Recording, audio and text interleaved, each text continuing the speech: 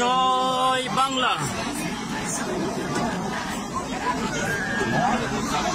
জয় বাংলা। আবার সত্তরে যারা জয় বাংলা স্লোগান দিয়েছে তারা মুজিবারের উম্মত। কি কথা বলেন, কথা বলেন, কথা বলেন। কাবা পবিত্র জায়গা, আল্লাহর ঘরে দিয়ে কার নাম উচ্চারণ হবে? এখানেও যারা জয় বাংলা স্লোগান দেয় এরা নবীর উম্মত হতে পারে না, এরা মুসলমান হতে পারে না। জয় বাংলা বলিতে কাবা ঘরে গিয়েছেন, বাংলাদেশের বাইতুল মোকাররমের সামনে আয়, পিটাইয়ে তোর চামড়া তুলি কুকুরির দিয়ে খাওয়াবে, তুই একটু জয় বাংলা এখানে বলি দেখ। সকলে মিলে আল্লাহর জয়ধ্বনি দিচ্ছে, লাব্বাইক আল্লাহুম্মা লাব্বাইক, লাব্বাইক লা শারীকা লাকা লাব্বাইক, ইন্নাল হামদা ওয়ান নি'মাতা লাকা ওয়াল মুলক লা শারীকা লাকা লাব্বাইক। এটা কাবা চত্বরের দোয়া। কথা বলেন ঠিক না বে ঠিক? অথচ এখন কাবার চত্বরে যাইয়া আওয়ামী লীগের একজন নেতা গতকালকে ফেসবুকে লাইভ এসে বলতেছে জয় বাংলা। কাবার চত্বরে যারা জয় বাংলা স্লোগান দিয়েছে তারা মুজিবারের উম্মত। কি কথা বলেন, কথা বলেন, কথা বলেন। কাবা পবিত্র জায়গা, আল্লাহর ঘরে দিয়ে কার নাম উচ্চারণ হবে? এখানেও যারা জয় বাংলা স্লোগান দেয় এরা নবীর উম্মত হতে পারে না, এরা মুসলমান হতে পারে না। আপনারা একটু ফেসবুকে লাইভে ঢুকে দেখেন, ফেসবুকে যান। আমি আস্তে আস্তে গাড়িতে বসে দেখতেছিলাম, সাদা এক কান কাপড় পরি, সাদা এক কান জামা গায়ে দিয়ে জয় বাংলা। জয় বাংলা বলিতে কাবা ঘরে গিয়েছেন, বাংলাদেশের বাইতুল মোকাররমের সামনে আয়, পিটাইয়ে তোর চামড়া তুলি কুকুরির দিয়ে খাওয়াবে, তুই একটু জয় বাংলা এখানে বলি দেখ। আগে মঞ্চগুলো সব দখল করে রাখতো জয় বাংলার লোক, আর এখন 2-4 জন আছে এর ভিতরে। অত্যাচার কম করুনি, যদি অত্যাচারের সময় একবার হিসেব কিতাব করতে এখন আর মুখ ভার করে বসা লাগতো না। আমরা বিগত 15.5 বছর অত্যাচার ভোগ করেছি, কিন্তু আমরা মাথা উঁচু করে চলেছি, মাথা নিচু করে চলিনি। কথা বলেন, কথা বলেন, কথা বলেন। আর তোমাদের এখন মাথা নিচু করে চলতে হয়। তোমরা বুক ফুলিয়ে কথা বলতে পারো না, কারণ যে কাজ করেছো জাতি তোমাদের মুখে থুতু দেবে, থুতু দেবে, থুতু দেবে। বিশ্বকে আমরা জানাই দিতে চাই আমরা মুসলমান, আমরা জঙ্গি নই, আমরা মুসলমান, আমরা সন্ত্রাসী নই। আমরা নবীর উম্মত। প্রয়োজনে আরো 8 বছর তাকিয়ে তাকিয়ে দেখতে পারি, কিন্তু জঙ্গির কাজ করে আমরা ক্ষমতার মসনদে যেতে চাই না। কথা কি ঠিক? মুসলমানরা জঙ্গি হতে পারে, মুসলমানরা সন্ত্রাসী হতে পারে। যদি তাই হতো, বাংলাদেশ জামাত ইসলাম আর ইসলামী ছাত্র শিবিরের যে নেতা কর্মী এখন ময়দানে, শুধু যদি ডাক্তার শফিকুর রহমান ইশারা করে কত হাজারের কাল্লা পড়বে তার ঠিক ঠিকানা নেই। কিন্তু বারবার নেতারা কি বলছে? ধৈর্য ধরো, ধৈর্য ধরো, ধৈর্য ধরো। এর নাম ইসলাম, এর নাম ইসলামী দল, এর নাম ইসলাম, এর নাম কোরআন, এর নাম ইসলাম, এর নাম ইসলামী দল। আমাদের তোমরা শিক্ষা দাও। ভারত হাজারো মসজিদ ভেঙে মন্দির করেছে, বাংলাদেশে একটা মন্দির ভেঙে মসজিদ করা হয়েছে? বলতে পারবেন যে একটা মন্দির ভেঙে মসজিদ করা হয়েছে? আর কিছুদিন পর পরে শোনা যায় দেবতারা সব মসজিদের ভিতরকে পালাইছে। বাবরি মসজিদ ভেঙলে ওখানে দেবতাকে পালাইছে। তাহলে তোমার দেবতা আর পালাইনি, কোনো জায়গা পেল না, সব মসজিদের ভিতরকে পালায়। না খোদা মসজিদ ভেঙলে ওখানে নাকি রাম মন্দির আছে, তা রাম ওখানে গেল কি করতে?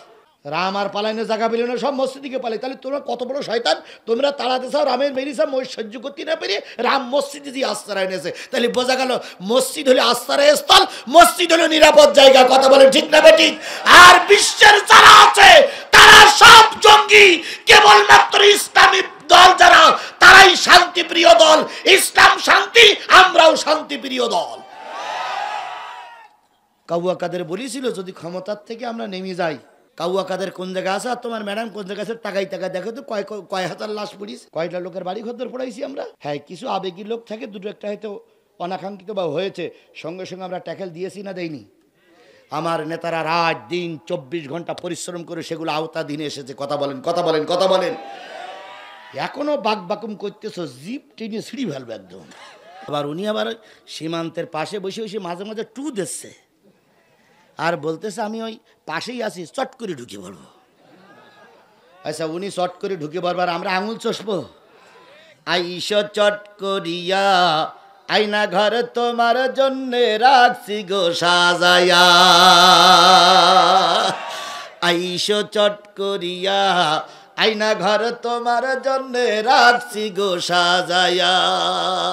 আমরা রিসিপশনে বৈশাসি, রিসিপশনে বৈশাসি জুতোর মালা লইয়া, আয়না ঘর তোমার জন্য রাখছি গো সাজায়া।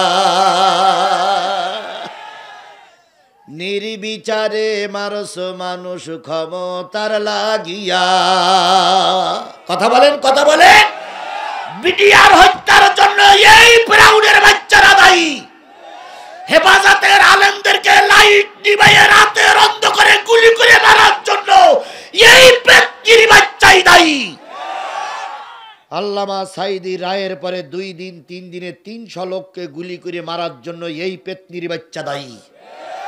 সংস্কার আন্দোলনে 16 থেকে 1800 লোক, যুবক যুবতী, ছোট বড়, নারী পুরুষ, ছোট শিশু সবাইকে গুলি করে মারার জন্য এই পেটনির বাচ্চা দায়ী। আর উনি চট করে ঢুকে পড়বার আমরা তামাশা দেখব? জোরে বলেন তামাশা দেখব? নির্বিচারে মারছ মানুষ ক্ষমতার লাগিয়া, দিন ধর্ম আর মানবতা সব কিছু ছাড়িয়া, বুবু সব কিছু ছাড়িয়া, তোমার পাপের শাস্তি